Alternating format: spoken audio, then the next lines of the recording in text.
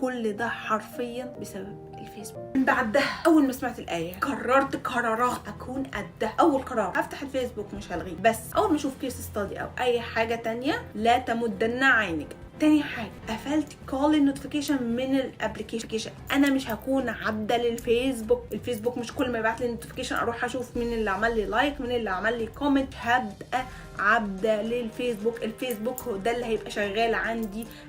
تاني حاجه حطيت بلان للشغل، بلان للدايت، بلان لقناه يوتيوب حرفيا. وقدرت في البلان دي بفضل الله. البلان اللي انا حطيتها للدايت خسيت فعلا ووصلت الوزن كان حلو جدا. تاني حاجه قناه اليوتيوب البلان بتاعتها حطيتها ووصلت ل10,000 سبسكرايبر. حطيت بلان للشغل بتاعتي فعلا. التيم عندي حسوا ان انا رجعت روندا تاني ارتاح. عايزه اقول لكم راحه ما بعدها